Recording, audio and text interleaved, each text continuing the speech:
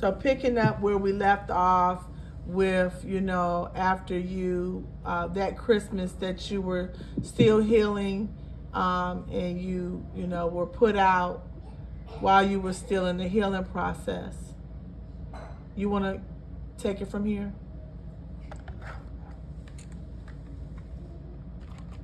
So, um,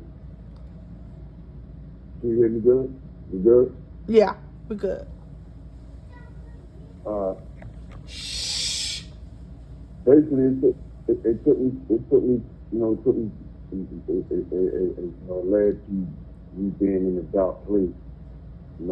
I eventually ended up being over my aunt's house for a couple of days, because she allowed me to heal.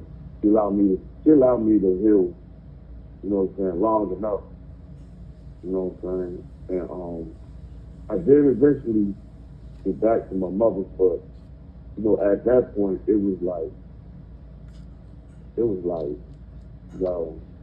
I don't want to deal with nobody, like somebody, because now you got all these thoughts in mind. When this is a attempt on your life, you have so many thoughts on your mind, like, and then the impact of you thinking that somebody was actually trying to take your life, or that somebody was trying to kill you, that does a number to your thinking capacity. So yeah, so I started really thinking real radical wise. I'm scared, I'm anxious, I'm mad, I'm angry. I can't call nobody. You know what I'm saying? I can't really, I really don't want to talk to nobody. I really don't want to talk to none of my own boys, because I don't know what's the situation. Like, I got so many, and as days went on, I remember that, when New Year's Eve came in, 2005, going into 2006, I remember sitting there, and I just felt where as though like my back was against the wall, and I felt like nobody was there for me. So I'm like, forget it. If nobody's gonna be there for me, just be there for myself. So I remember when I was sitting there with my mom, and I'm just sitting in the house, and I remember she went in the bathroom, and I was like, man, if I'm gonna do this, I'm gonna have to just burn all bridges with any and everybody. And the first bridge I literally burned was for my mother, and I burnt it by went into the bathroom, and I went into her purse, and I stole all her money out of her purse, and I left out.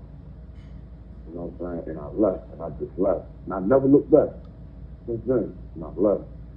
And took the money, and just that whole night, you know, I'm out there spending money, and, taking the E-pills, smoking, drinking. And in my mind, I'm just like, man, I'm out on my own. I'm out on my own. And literally, I was out on my own from then on. And I can clearly see it now. Like, I should have asked for help right then and there, but it just took me down a real steep road. And as I was in the street, as I was running in the street, I was just couch surfing. I was in places, and I never thought I would be sleeping at. And I was slept in crack houses, slept in abandoned homes. And mind you, I'm keeping myself up by hustle, but at night, that question was all over my mind. Where I'm gonna sleep at night. I had people that let me stay with them for 2 days, and after that, it was on to the next. And I tried to keep this up for a while.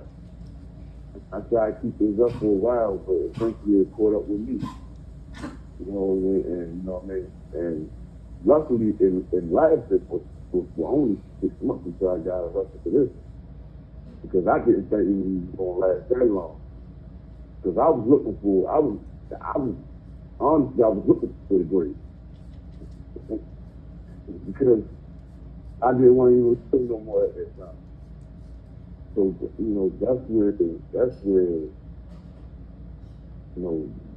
things like happened to me traumatically and the things I had to go through after the fact. You know what I mean? And, people might say like, well, you should have, shouldn't have did this and shouldn't have did that. You never know what you're going to go through. You can't tell somebody what they go through when something bad is going. Especially when they're young. I wish I could take back some of the things I did. I regret that. I regret that a lot. I regret it a lot.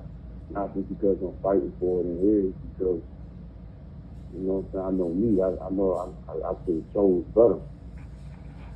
I should have chose better. And now looking back at it 20-something years later, it's like, for me, I can honestly say I made poor choices. And then I got to deal with the consequences. So yeah, that's basically, the whole story to that traumatic experience. Okay, that's good. We're going to stop it here.